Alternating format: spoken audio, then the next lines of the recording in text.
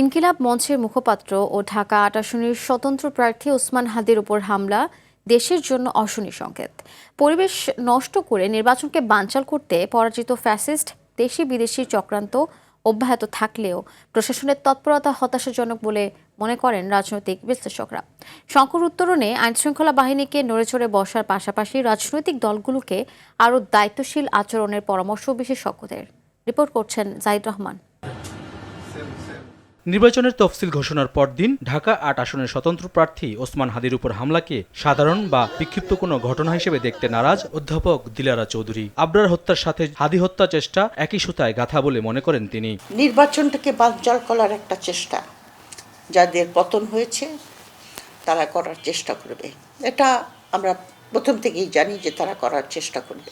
এই ব্যাপারে কিন্তু আমাদের সরকার, বর্তমান সরকার সেরকম কোনো ব্যবস্থা নেয়নি। ব্যুরোক্রেসিকে ঠিক করা, পুলিশকে ঠিক করা।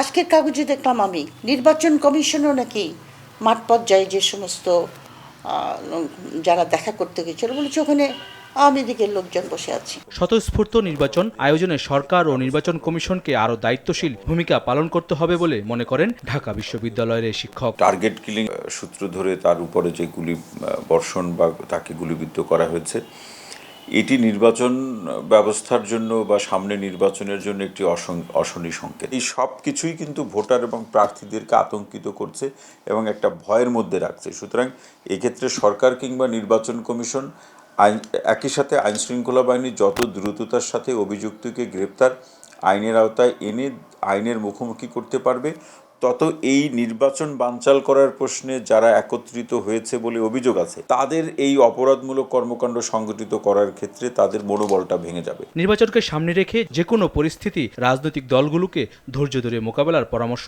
বিশেষজ্ঞদের। কেউ কোনো রেসপন্সিবলভাবে কাজ করছে না। এই সময় তো মাথা ঠান্ডা রাখতে হবে। এটা একটা সিরিয়াস ঘটনা। এটা বাংলাদেশের সংকটকে এমন জায়গায় নিয়ে যেতে পারে যে আমরা সবাই পস্তাবো। আজকে যদি প্রফেসর ইউনূস একটা ইলেকশন দিয়ে উনি চলে যান, আমরা কি শান্তিতে থাকতে পারবো?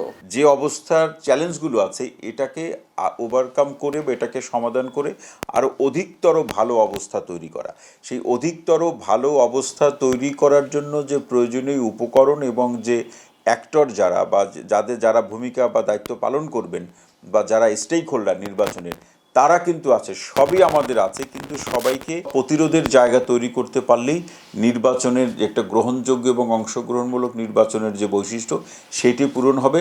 প্রার্থী ও ভোটারদের নিরাপত্তায় সরকার দৃষ্টান্তমূলক পদক্ষেপ নিতে ব্যর্থ হলে নির্বাচনের পরিবেশ পুনরুদ্ধার কঠিন হয়ে পড়বে বলে মনে করেন তারা। যে নির্বাচনী পরিবেশ ঠিক করতে হলে আপনি আইন শৃঙ্খলাকে ঠিক করেন সবচেয়ে আগে। জাহিদ রহমান, RTV, ঢাকা।